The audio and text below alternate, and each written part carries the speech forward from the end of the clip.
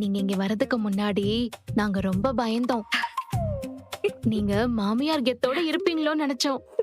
ஆனா நீங்க ரொம்ப ஃபன்னா ஃப்ரெண்ட்லியா இருக்கீங்க. அவங்க அப்படிதாங்க. டம்மி மாமியார். என்னடி சொல்ற? டம்மி மாமியார்னு சொல்லிக்கிட்டு இருக்க?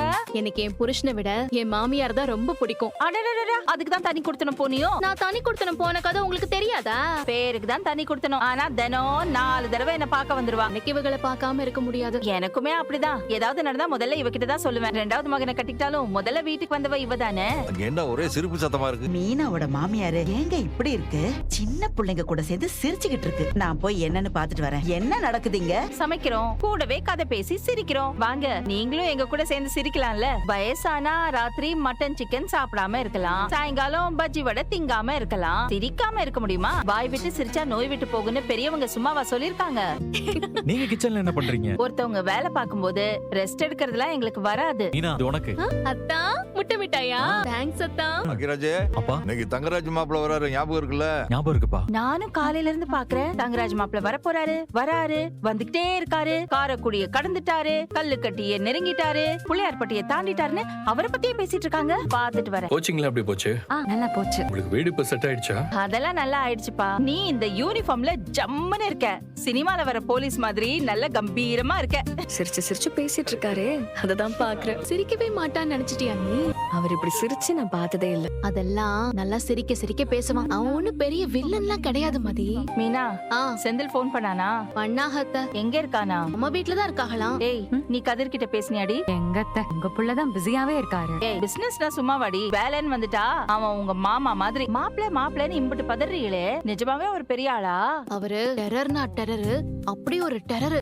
அகிராஜே, சுரேஷ் மாப்பிள்ள வந்துட்டாரு பாரு. வந்துட்டாங்க. நான் போய் அந்த வில்லனை பாக்கவா? மாப்பிள்ள இப்ப பேர் தான் மீனா, என் தங்கச்சி பொண்ணு. வணக்கம். இந்த பொண்ணு மீனா புருஷனுடைய தம்பி பொண்டாட்டி. வணக்கம். இவங்கதான் அவங்களுடைய மாமியார். இவர்தான் உங்க வீட்டு மாப்பிள்ளையா? ஆமா, இவர்தான் தங்கராஜ் மாப்பிள்ள. இவர் மனைவி ரேவதி தான் என் பொண்ணு. இல்ல, அவரை பத்தி அப்படி இப்படின்லாம் சொன்னீங்களே, என்ன தம்பி இப்படி இருக்கீங்க? இவங்க பேசின பேச்செல்லாம் கேட்டு நான் ரொம்ப பயந்துட்டேங்க. 4-5 அடியாளுங்களோட அப்படியே பயங்கரமான ஆளா இருப்பாருன்னு எதிர்பார்த்தேன். ஆனா கடைசியில தம்பி சாதுவான ஆளா இருக்காரு. நல்ல பிள்ளையா அப்பாவியா இருக்காரு. இவரை போயா இப்படி பேசுனீங்க? நீங்க நிக்க சொன்னா எல்லாரும் நிப்பாங்களாம், உட்கார சொன்னா எல்லாரும் உட்காருவாங்களாம். உங்க பேச்சுக்கு மறு பேச்சே கிடையாதாமே. அது வேற ஒண்ணும் இல்ல. மாமாக்கு என் மேல அன்பும் மரியாதையும் கொஞ்சம் அதிகம், அதனால அப்படி சொல்லிருப்பாரு. நீங்க நல்லா இருக்கீங்களா? நான் நல்லா இருக்கேன் தம்பி. அச்சோ, உங்களை பார்த்ததுல நான் பொண்ணை விட்டுட்டேன். மா, ரேவதி தானேமா நீ? ஆமா. ஐயோ, ரொம்ப அழகா இருக்கேம்மா. ஆமா, அவன் தான் உன் மூத்த பையனா? பேர் என்னப்பா? தரணி பாண்டியன். எங்க அப்பா. அந்த குட்டி உன் பேர் என்ன? அவன் பேரு தரணி, இவ பேரு இளவரசி. பாக்கவும் இளவரசி மாதிரிதான் இருக்கே செல்லம். பாக்குறதுக்கு மட்டும் இல்லங்க, இந்த தங்கராஜ கட்டின சாம்ராஜ்யத்துக்கு இளவரசி இவதான். ஓஹோ, யார் தங்கராஜ்? நீங்க தான். இல்ல நீங்க தான் தங்கராஜ் இல்ல? ஒண்ணு இல்ல, அந்த வில்லன்லயே நின்னுட்டேனா, பேரு மறந்துட்டேன். ஸ்ருதி, இதோ வரா நீ. இங்க பக்கத்துல தான் எங்க வீடு. நீங்க அவசியம் எங்க வீட்டுக்கு சாப்பிட வரணும். அதுக்கு என்ன, தாராளமா வரும். சாப்பாடு வழக்கம் போல சூப்பரா இருந்துச்சு அண்ணி. இவங்க இருக்கிற ரூம் ரொம்ப ஹீட்டா இருக்கா? மீனராஜு எங்க? அவங்க அண்ணா ரூம்ல தூங்குறாங்க. உங்க கல்யாணத்தை பத்தி சொன்னாங்க. பிடிக்காத கல்யாணம்னா பேசாம இருக்கணும்னு கிடையாது. இத பாருங்க, ஊர்ல ஒவ்வொரு கல்யாணமும் ஒவ்வொரு மாதிரி நடக்குது. அதுக்காக கல்யாணம் பண்ணிக்கிட்டவங்க ஒருத்தர் புரிஞ்சுக்கிட்டு வாழறது இல்லையா? இத பாருங்க, 2 பேரும் பார்க்க நல்லா இருக்கிய, நல்லா படிச்சிருக்கிய, நல்ல வேலையில இருக்கிய, நல்லபடியா சேர்ந்து வாழ பாருங்க.